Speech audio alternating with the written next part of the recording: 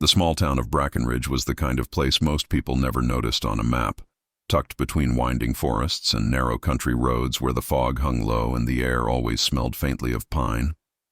Its people lived simple lives, bound together by traditions and the heavy weight of their shared past. On the edge of the town, where the trees grew thick and the roads became little more than dirt trails, there stood a house that no one visited willingly, a house filled with the scent of varnish, sawdust, and something older, something bitter that clung to the air like decay. It was the workshop of Elias Granger, the Dollmaker. Elias had been a quiet man, a craftsman who could carve faces so lifelike that villagers swore the dolls breathed in the moonlight. Children begged their parents for one of his creations, and parents obliged, despite the unease his shop inspired. The dolls sat in neat rows along shelves, each pair of painted eyes glistening with a strange sharpness, as though they were always watching, waiting. Over the years, whispers spread that Granger was no ordinary artisan, that his work was too real, too perfect, as if he had stolen something from the living and trapped it within wood and porcelain. But the children loved the dolls, and so the town looked the other way. Until the disappearances began, at first it was a young girl named Clara who vanished on her way home from school. Then a boy named Thomas disappeared from his bed with the window still locked from the inside. Each time a child went missing, a new doll appeared in Granger's shop window, bearing uncanny resemblance to the vanished child. Some said it was coincidence, others called it genius, but most whispered it was something darker. Parents stopped buying dolls, children were warned to stay away, and Granger's house grew silent, his shutters nailed shut, his windows draped in heavy curtains. Eventually, after years of suspicion, Elias Granger himself vanished, and the house was left to rot. Decades passed, and the story of the Dollmaker became a ghost tale, whispered at sleepovers and campfires. Teenagers dared each other to creep up to the broken porch to peek through the cracked windows where shelves of forgotten dolls still sat in neat rows, their glassy eyes catching the moonlight. The town moved on, though the house remained, decaying yet unclaimed, like a wound that refused to heal. It was nearly 50 years after Granger's disappearance when the property was finally sold. A young woman named Marissa Keller, a writer searching for quiet inspiration, purchased the house at a price so cheap it seemed more like a trap than a bargain. She arrived in autumn, her car bumping along the dirt road as the sun sank behind the forest, painting the world in long shadows. The house rose before her, its roof sagging, shutters hanging loose, but its bones still strong, and in the last light of day the windows seemed to glimmer with something alive. She told herself it was just dust catching the sun. Marissa had heard the stories, of course. Everyone in Brackenridge knew the legend of the Dollmaker, but she was not one to fear old tales. She wanted solitude, a place where the world's noise would not reach her, and the price had been irresistible. She unpacked her belongings, dusted the main rooms, and lit candles against the gathering dark. The house groaned and shifted like an old man waking from a long sleep, but she felt almost comforted by it. She set up her writing desk in the front room, where the view overlooked the yard and the encroaching woods, and told herself she had finally found peace. That night, however, she dreamed. She dreamed of children's laughter echoing down long corridors, of tiny footsteps pattering across the wooden floorboards, of dozens of eyes gleaming in the dark. She woke to the sound of something rolling across the floor. When she lit her lamp, she found a porcelain head lying near her bed, cracked down the middle, its painted lips frozen in a smile. She laughed nervously, convincing herself it had rolled from some forgotten box during her cleaning, though she could not remember unpacking any such box. She placed it on the desk and returned to sleep, though the painted eyes followed her into her dreams. In the morning, she resolved to explore the house properly. Dust coated the furniture, cobwebs stretched across corners, and the air grew heavier the deeper she walked. Behind a locked door on the second floor, she discovered a workshop, preserved as though Granger had stepped out only yesterday. Tools hung neatly on the walls, jars of varnish and paint lined the shelves, and rows of dolls sat in silence, each one watching her with an intensity that made her throat tighten. She stepped closer to one, a girl in a faded blue dress, and felt a strange chill radiate from it, as if the doll were alive but very, very cold. On the workbench lay an open book, its pages filled with sketches of faces, children's faces, each annotated with strange notes written in spidery script. The ink had not faded despite the decades, and when she touched the page, her fingers came away smeared black. At the bottom of the page was a phrase repeated again and again in shaky letters: life for life, soul for form. That night, the dreams returned, stronger. She dreamed of Granger himself, tall and gaunt, his eyes burning with feverish intensity as he carved wood and painted porcelain. His lips moved, whispering words she could not hear, and behind him children wept softly, their voices muffled as though coming from within the dolls themselves. She woke with tears on her cheeks and the sound of faint crying still echoing in the corners of the room. The porcelain head on her desk had moved. It now sat facing the window, though she had left it facing her bed. She tried to laugh it off, blaming exhaustion and her overactive imagination, but unease gnawed at her. She began hearing noises during the day, tiny taps, the rustle of fabric, the faint creak of hinges when no doors were open. Once, as she passed the workshop, she swore she heard a child's voice whisper, "Help me." When she entered, the room was silent, but one of the dolls had fallen from the shelf. Its head turned sharply as though it had been watching the doorway. By the third night, she could no longer convince herself it was her imagination. She woke to the sound of her bedroom door creaking open, though she always locked it. In the dim light, she saw them, figures small and fragile, stepping into her room. Dozens of children, their eyes glassy, their movements stiff, their mouths frozen in painted smiles. They surrounded her bed, their porcelain fingers brushing the sheets, their heads tilting in unnatural synchrony. One of them climbed onto the mattress, leaned close, and whispered in a voice like dry leaves, "He's not done with us." Marissa screamed, but no sound escaped her throat. She bolted upright in bed, the room empty, her body drenched in sweat. The porcelain head was gone. Marissa tried to convince herself that what she had seen was only a dream, some terrible nightmare born of exhaustion, the eerie house, and the whispered legends of Elias Granger. But when she searched the room, the porcelain head that had haunted her every waking hour was nowhere to be found. She scoured every corner of the floor, pulled the bed away from the wall, checked every box she had unpacked, but it was gone. Something in her gut told her she had not misplaced it, that it had gone where it wanted to go. The following morning, she walked into town to buy supplies, desperate for some normalcy. The locals were polite but wary, their smiles stiff, their eyes flickering with something unspoken whenever she mentioned where she was staying. At the general store, an older woman behind the counter leaned close and asked quietly, "You bought the Granger house?" When Marissa nodded, the woman's expression darkened. "Best to leave it be," she whispered. "That place don't forget, and it don't forgive." Marissa laughed it off and changed the subject, but the weight of the woman's words pressed on her as she carried her groceries back through the forest road. When she reached the house, she noticed something strange. The front door was ajar. She was certain she had locked it behind her when she left. The groceries nearly slipped from her hands as she pushed the door open and stepped inside. The air felt heavier, colder. A faint smell of varnish and smoke lingered in the air. On the hallway floor sat the porcelain head, upright, its cracked face smiling directly at her. Her heart thudded in her chest, but she forced herself to pick it up, her fingers trembling. The surface was colder than ice, and she dropped it instinctively, watching as it rolled to a stop at the foot of the stairs. Slowly, almost deliberately, it turned until it faced her again. She backed away, clutching her bag of groceries, and fled into the kitchen. That night she locked every door, every window, but the sense of being watched only grew. She sat at her desk with her lamp burning, trying to write, but the words refused to come. The silence pressed in until she could hear the faint ticking of her own heartbeat. Then, from the hallway, came a soft creak. She froze, straining to listen. Another creak, like footsteps moving slowly toward her door. She stood, clutching the nearest object, a brass candle holder, and stepped into the hall. The workshop door was wide open. She remembered locking it. Inside, the shelves were empty. Every doll that had sat in neat rows was gone. She felt her breath catch as the shadows in the corners seemed to shift, to breathe.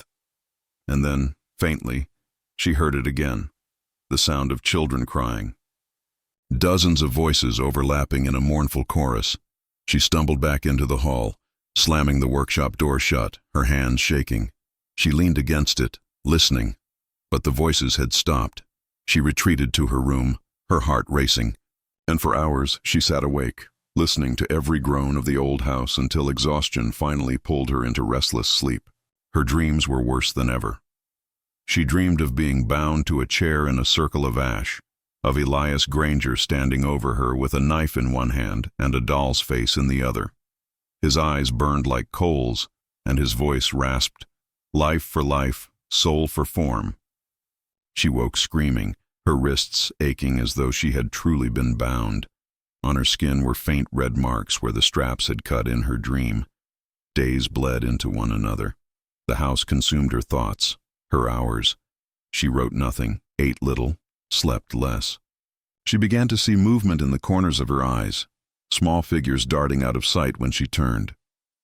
Once, while washing her face, she glanced up at the bathroom mirror and saw not her reflection, but the face of a young boy staring back. At her, his porcelain skin cracked, his eyes wide with silent terror. She smashed the mirror with her fists, glass splintering across the sink.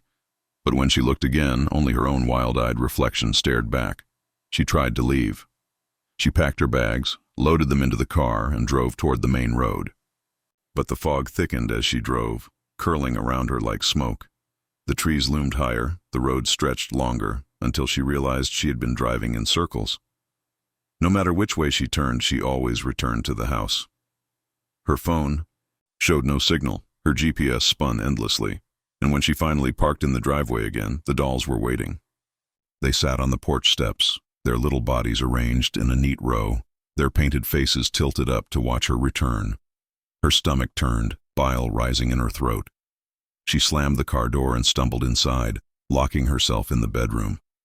The dolls did not follow, but their presence pressed on her like a weight. That night she dreamed again of Granger, but this time his lips moved more clearly. He leaned close, his breath foul and hot, and whispered, "You are mine now." She woke gasping, clutching her chest, and when she opened her eyes she saw him standing at the foot of her bed. For a moment she was frozen in terror. His gaunt frame towered in the darkness, his eyes burning with hatred and hunger. Then he was gone, leaving only the lingering stench of smoke and varnish. Marissa began to unravel. She stopped leaving the house, stopped trying to escape. Her world narrowed to the workshop, to the dolls, to the whispers that grew louder each day. She read and reread Granger's notes, her mind obsessing over the phrase "life for life, soul for form." She wondered what he had done to the children, whether their souls truly lived inside the porcelain shells. Sometimes, when she stared long enough, she thought she saw their lips move, their eyes glisten with tears. One evening, she lit candles in the workshop, desperate for answers. She sat at the workbench, the dolls surrounding her in silent judgment, and spoke aloud, "What do you want from me?" For a moment, there was silence, heavy and suffocating. Then, in dozens of voices overlapping, came the reply, "Finish what he started." The air grew colder, the candles sputtered. Marissa felt something press against her mind, a hunger, a need.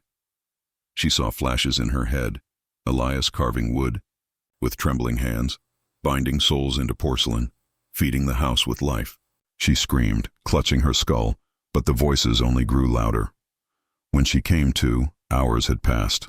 The knife lay in her hand, and on the bench before her was a half-finished doll. She had no memory of carving it. Marissa stared at the doll on the workbench, her breath shallow, her skin prickling with sweat. The small figure was incomplete, its face half-formed, its limbs crudely carved, but the detail in the eyes was sharp, too sharp, as though she had poured something of herself into them. The knife in her hand trembled, its blade smeared with something darker than varnish. She set it down quickly, backing away from the bench, her heart thudding in panic. The workshop seemed to close in around her, the rows of dolls leaning forward ever so slightly, their painted eyes glimmering in the candlelight. She fled the room, slamming the door shut, but even in her bedroom, she could still feel the weight of the unfinished doll pressing against her mind. She tossed and turned in bed until exhaustion finally dragged her into sleep, but her dreams offered no escape.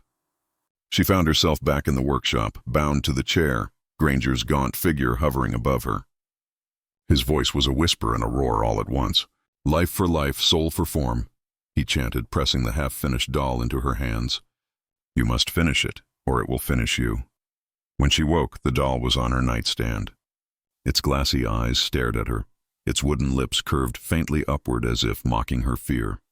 She threw it across the room, but when she checked again, it was back on the nightstand, unbroken, unchanged.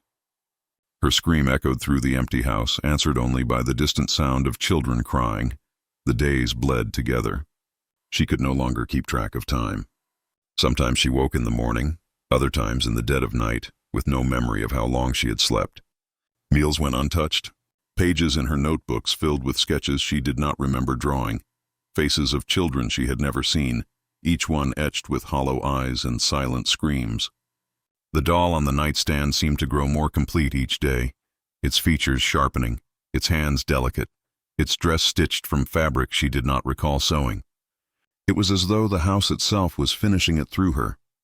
One afternoon, desperate for answers, she forced herself back into the workshop. Dust clung to her skin as she pushed the door open. The dolls sat silently in their rows, but she felt them watching. On the workbench beside the doll lay Granger's book. She flipped through the brittle pages, her eyes scanning his notes. At first they seemed like the ramblings of a madman, symbols, chants, scribbled prayers, but the deeper she read, the clearer the pattern became. Each doll required a sacrifice, a living soul bound into form, sustained by ritual and blood. The disappearances had not been coincidence. The dolls were the missing children. Marissa's stomach turned, bile burning her throat. She slammed the book shut, but the words burned into her mind. She could hear the children whispering again, their voices layered and broken. "Free us," they cried. "Free us before he returns." She clutched her head, shaking it violently, trying to silence them, but the cries only grew louder. The walls pulsed with sound, the floor trembled, and for a moment she thought the whole house might collapse. Then, just as suddenly, silence fell. The doll on the bench had changed again. Its face was now fully formed, its lips painted a soft red, its eyes glistening with life. Marissa's breath caught. She recognized the face. It was her own. She stumbled backward, knocking over a chair, her chest heaving. She wanted to smash it, to burn it, to rid herself of its curse, but something deeper, darker, held her hand. Her fingers twitched with the urge to pick up the carving knife again, to finish what had begun. She felt her will slipping, as though Elias himself guided her hands. She locked the workshop door and fled, but the image of the doll followed her into every shadow, every reflection. That night she did not dare to sleep. She sat awake with every lamp burning, staring at the door, listening for footsteps. Sometime after midnight she heard it, a faint scratching sound. Her blood ran cold. It was coming from inside the walls. Slowly the scratching moved closer, circling her room, pausing by the bed. She pressed her hands over her ears, rocking back and forth, whispering to herself that it wasn't real. But then the wall beside her bed bulged outward, as if something inside pressed against it. A crack split the plaster, and through it, a porcelain hand reached out. Marissa screamed and stumbled into the hall, her footsteps echoing wildly. Behind her, the wall burst open, and dozens of small figures poured out, their porcelain faces cracked, their eyes glowing faintly in the dark. They chased her down the hall, their tiny feet clicking like insects, their voices chanting in unison, "Finish it, finish it, finish it." She slammed herself into the workshop, locking the door just as their fists began pounding against it. The unfinished doll sat on the bench, waiting. Its eyes gleamed with a terrible hunger. The book lay open to a page she did not remember turning to, the instructions for binding a soul complete. Her hands shook as she picked up the knife, staring at her reflection in the doll's glassy eyes. She felt the urge stronger than ever to complete the ritual, to carve, to bleed, to give herself to the curse. But deep inside, another voice whispered. Not Granger's, not the doll's, but the faint voice of a child. "Burn it," the voice pleaded. "Burn us all." Tears blurred her vision. She dropped the knife and grabbed the doll instead, rushing from the workshop. The pounding on the door stopped as she tore through the house, down the stairs, into the cellar. She shoved aside old crates until she found the furnace, rusted but still intact. Her trembling fingers struck matches, lighting the wood inside until flames roared to life. She held the doll over the fire, its painted face smiling at her. For a moment she faltered. The weight of unseen hands pressed on her, pulling her back, whispering in Granger's voice, "You cannot destroy what is eternal." With a scream, she hurled the doll into the flames. The moment it touched the fire, the house erupted with sound. 1,000 voices shrieked in unison, rattling the walls, shattering the windows. The dolls poured from the halls, their faces contorted with fury, their glassy eyes burning red. They surged toward her, but as the flames consumed the doll, their bodies cracked, split, and collapsed into ash. The unfinished figure writhed in the fire, its painted lips moving silently, until at last it shattered, and the house fell silent. Marissa collapsed to the floor, her body trembling, her mind spinning. For the first time since she had entered the house, she felt air fill her lungs without weight. The silence was pure, heavy but clean. She lay there until dawn's light seeped into the cellar. When she finally rose, she staggered through the ruined halls. The shelves were empty, the dolls gone, only piles of ash left behind. The house seemed hollow now, its menace stripped away. She stepped outside into the morning air, the forest quiet, the road stretching clear. She thought she was free, but when she returned to her car, she froze. On the driver's seat sat a porcelain doll, whole and unburned. Its face was her own. The storm outside had not stopped since Clara and Evelyn first unearthed the journal. The old dollmaker's house seemed to pulse with life, each creak of the floorboards like the slow, rhythmic breathing of something far too ancient to be human. Clara tried to sleep that night, but the dolls lined along the shelves kept her eyes open, their glassy stares reflecting the faint glow of the lantern. She tossed and turned until finally she could no longer ignore the feeling that something was watching her from the corner of the room. When she turned her head, she swore she saw one of the dolls tilt slightly, as if adjusting its posture.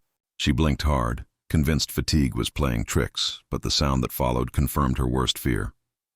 A faint giggle, high-pitched and childlike, echoed across the room, though no mouth had moved. Clara sat up straight, clutching the edge of her blanket, her pulse hammering against her ribs.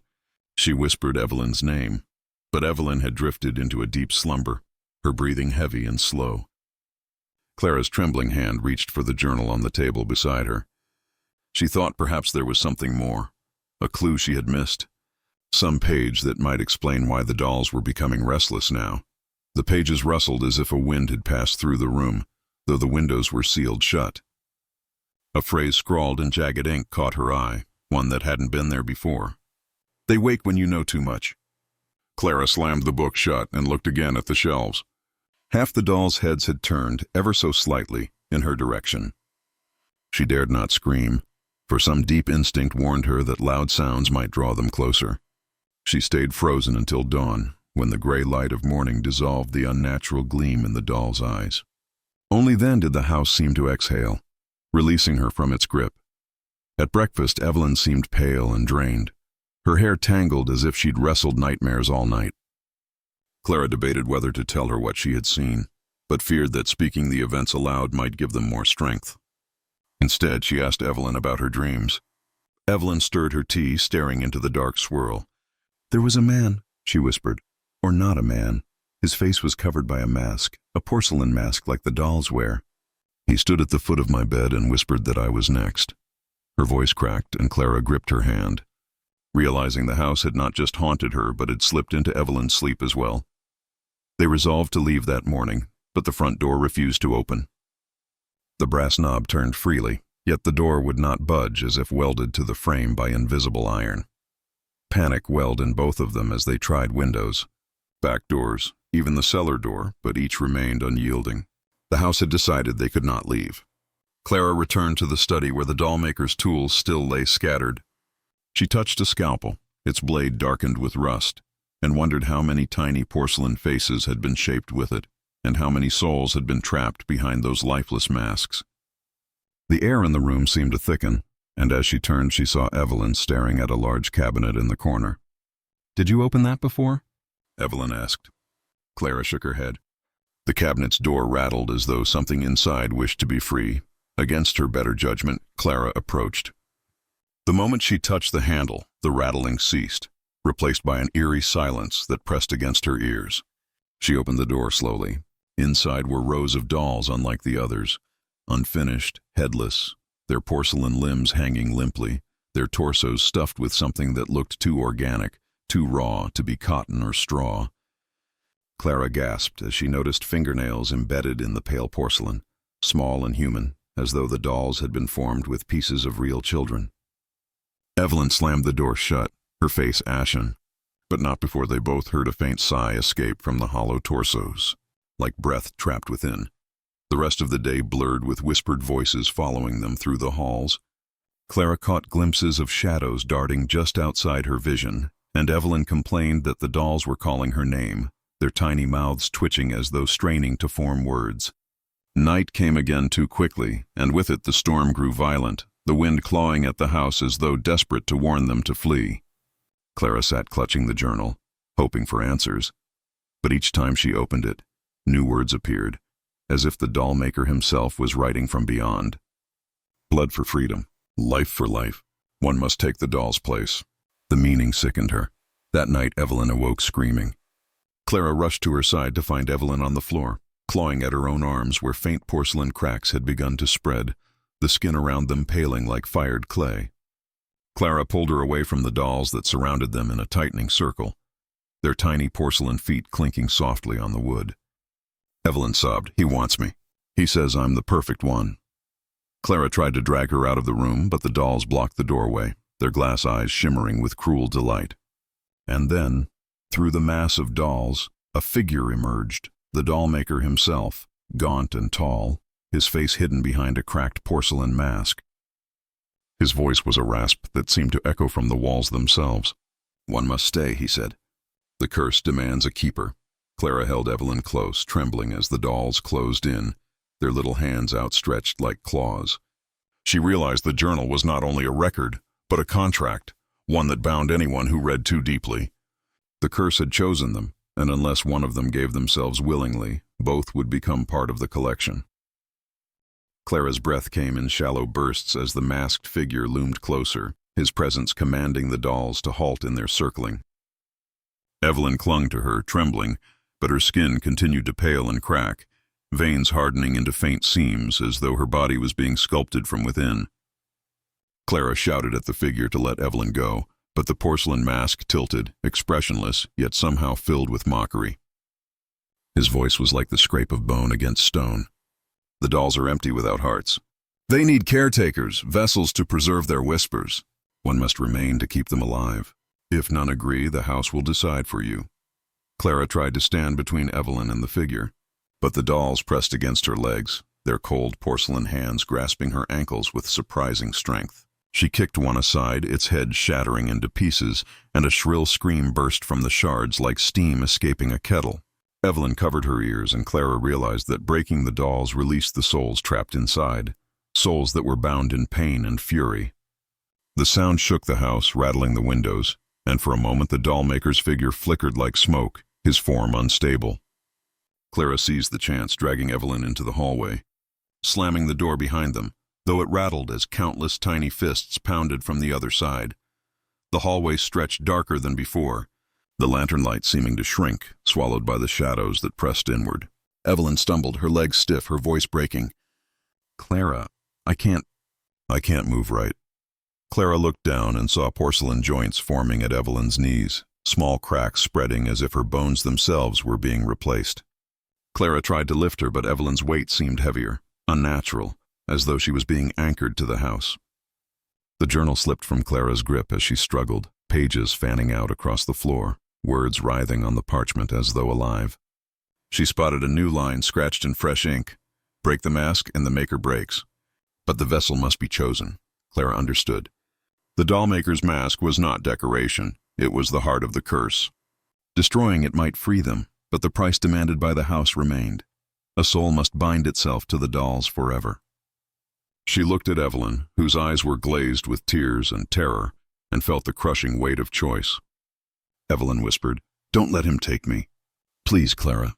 Her voice cracked into a childlike whimper, a plea that tore Clara's resolve apart. From the shadows, the Dollmaker emerged again, taller, more solid, the cracks in his mask glowing faintly with sickly yellow light.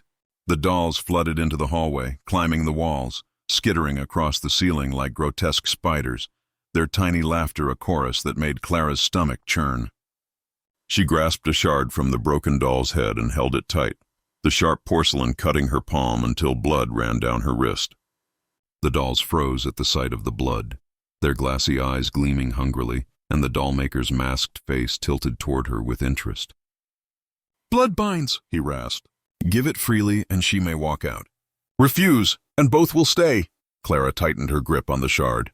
She remembered the unfinished dolls in the cabinet, the human nails, the size. She understood now. The dollmaker had always fed the curse with the living, trapping their essence to keep his creations alive. The journal had been his snare, luring seekers of forbidden knowledge. She realized she had two paths: strike at the mask and hope it shattered the curse, or sacrifice herself to save Evelyn. Both paths promised torment, but indecision would doom them both. Summoning every shred of courage, Clara lunged at the dollmaker, thrusting the shard toward his mask. The dolls shrieked in unison, their limbs flailing as though connected to him by invisible strings. The shard struck the mask, cracking it across the center. A howl unlike anything human erupted, rattling the beams of the house, making dust pour from the ceiling. The dolls collapsed for an instant, twitching as if their strings had been cut, and Evelyn fell to the ground gasping, the porcelain cracks in her skin halting but not vanishing. The mask split further, light pouring through the fissures, and the dollmaker staggered backward. Clara struck again, desperate, her hands slick with blood, until the mask shattered completely, scattering shards that dissolved into ash. The figure's body convulsed, twisting into smoke, and with a final wail the dollmaker's form dissolved, sucked into the cracks of the house. Silence followed, thick and suffocating. Clara knelt beside Evelyn, whose skin was warm again though faint porcelain lines still remained etched like scars. The dolls lay scattered and lifeless, their eyes dim, their limbs slack. For the first time since entering, the front door creaked open, the storm outside easing into a gentle drizzle. Clara helped Evelyn to her feet, their legs weak but determined to escape. They staggered out into the damp night, gasping as the cold air struck their faces. Behind them the house seemed to sigh, its windows dark, its presence fading into the storm. Clara dared not look back again, fearing the sight of a doll's face pressed against the glass.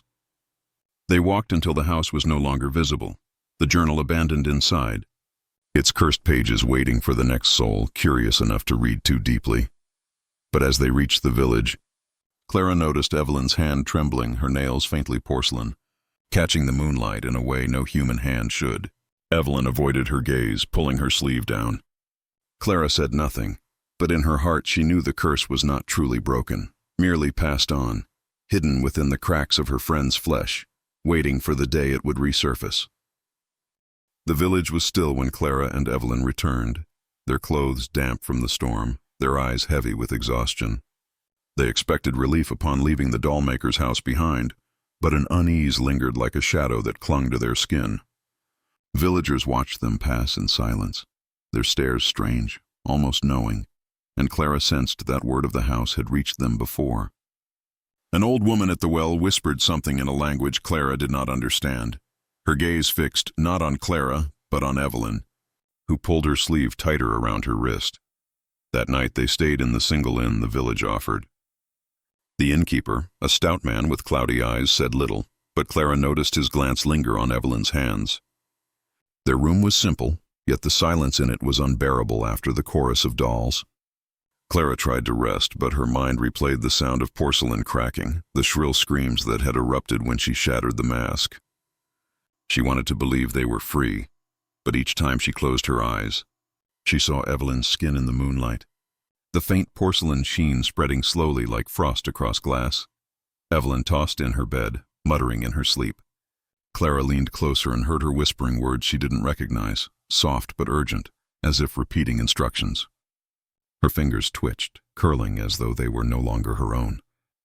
When Clara shook her awake, Evelyn's eyes snapped open, wide and glassy, pupils dilated unnaturally. For a moment Clara swore she saw her friend's eyes, not as eyes, but as glossy doll's orbs. Then Evelyn blinked, her expression clearing, and she asked what was wrong. Clara forced a smile, saying nothing, though dread coiled tighter in her chest. In the morning they prepared to leave the village, but when Clara descended the stairs, she found the innkeeper waiting, his expression grim. "You've been to the house," he said flatly. Clara froze. The man's gaze hardened. "That curse doesn't die. We've seen others come and go. The mask breaks, the house sleeps, but the mark chooses a host. It feeds through them until the house wakes again." His eyes shifted toward the staircase where Evelyn was descending slowly, her movements stiff. Clara's heart sank. The innkeeper leaned closer and whispered, "If you care for her, you'll end it before it spreads." Clara recoiled, horrified, dragging Evelyn outside before he could say more. The road stretched before them, mist curling along the path, but every step felt heavier than the last. Evelyn barely spoke, her eyes distant, her movements jerky as if controlled by invisible strings. Clara held her hand, feeling the unnatural cold seeping from her skin, and wondered how much of her friend remained untouched. That night they camped beneath the trees, unable to reach the next town. Clara lay awake, staring at the stars when she heard the faint click of porcelain. She turned and saw Evelyn sitting upright, her face pale, her eyes empty. Evelyn's mouth opened, but the voice that came out was not hers. It was the Dollmaker's rasp, echoing from the depths of her chest. "The keeper was chosen.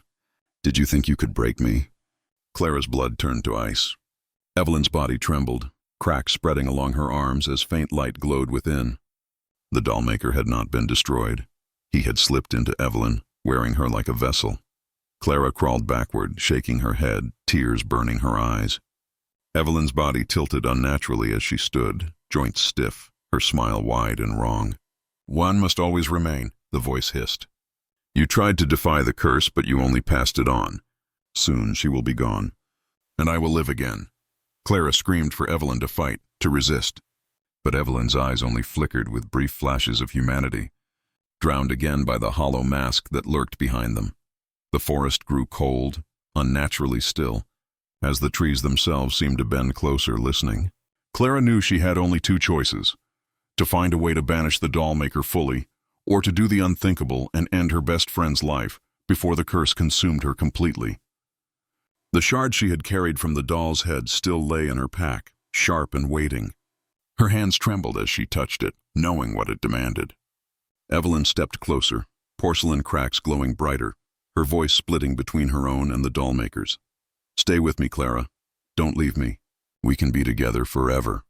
Clara sobbed, caught between the plea of her friend and the mockery of the curse that wore her body. She whispered Evelyn's name again and again, but the night answered only with the sound of porcelain spreading, piece by piece, across flesh. Clara's hand shook as she clutched the shard, the cold porcelain digging into her palm, but she could not bring herself to strike. Evelyn's face flickered between terror and serenity, her eyes wet with tears one moment and glossy, doll-like the next. Clara wanted to believe that her friend could still be saved, that there was something stronger than the curse tightening its grip. She cried out into the night, demanding the Dollmaker release her, but the forest answered only with silence and the soft ticking sound of porcelain cracking further along Evelyn's arms and neck. The Dollmaker's voice seeped through Evelyn's lips, mocking, cruel. "You shattered my mask, but you only freed me to take a better one." She was weak, perfect for me. Soon her heart will harden to clay, her breath will still, and I will walk the world once more. Evelyn's body jerked with spasms, each one spreading the unnatural lines further across her skin. Clara dropped the shard in despair, rushing forward to hold her, whispering over and over, "I won't let you go. I won't let him take you." Evelyn's eyes flickered again, a brief spark of her true self returning as she whispered faintly, "Clara." "Please, help me!" Before her voice was swallowed by the Dollmaker's rasp. Clara knew that killing Evelyn would end her suffering, but it would also mean surrender, letting the curse claim victory through despair. She searched her memory of the journal, its cruel words twisting in her mind. Blood for freedom. One must take the doll's place. Perhaps the answer was not death, but a trade. If the curse demanded a vessel, then maybe she could take Evelyn's place. The thought chilled her, but the alternative, watching her friend turn into something hollow, was unbearable. Clara picked up the shard again, this time not as a weapon to kill, but as a tool to carve the bond. She cut her palm deeper, blood spilling freely, and pressed it against Evelyn's cracking chest. The dollmaker's voice shrieked through her friend, recoiling at the offering, but Clara screamed louder, forcing her will into the act. Take me instead. I offer myself.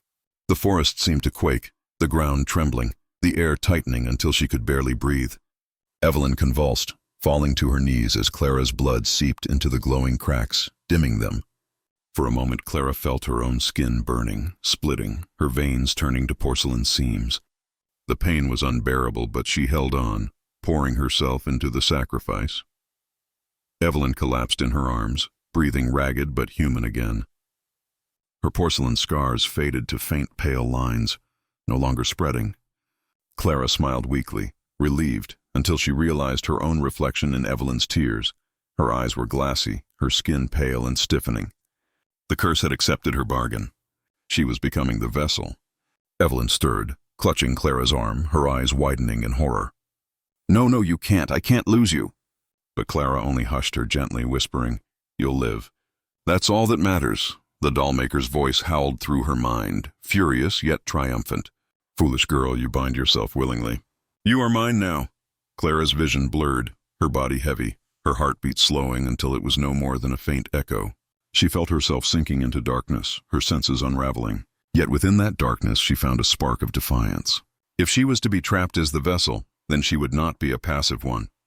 She would fight him from within, a prison for the dollmaker rather than his servant.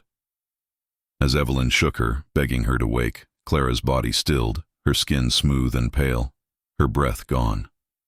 For a dreadful moment it seemed she had become another lifeless doll. Then her eyes opened, glass-like, unblinking, but the dollmaker's voice was silent. Instead, Clara's voice whispered, hollow yet firm, "Run, live, don't come back here." Evelyn wept, clutching her, but Clara's stiff hands pushed her away, urging her to flee before the curse claimed her again. Evelyn staggered back, torn between saving her friend and obeying her last command. The forest grew restless, shadows swirling, the faint laughter of dolls echoing once more, but Evelyn forced herself to run, tears streaming down her face as Clara's figure stood still beneath the moonlight, a porcelain sentinel holding the dollmaker at bay. As Evelyn vanished into the distance, Clara felt her humanity fading, but her will burned stubbornly. She was no longer entirely human, no longer entirely doll, but something between, something the curse had never anticipated. The dollmaker raged within her, clawing for control, but she chained him inside, vowing to keep him imprisoned as long as she could endure. The house would wait, the curse would whisper, but for now, the world outside was free of his touch, yet deep in the silence of the forest, the faint sound of porcelain cracking promised that the struggle was far from over.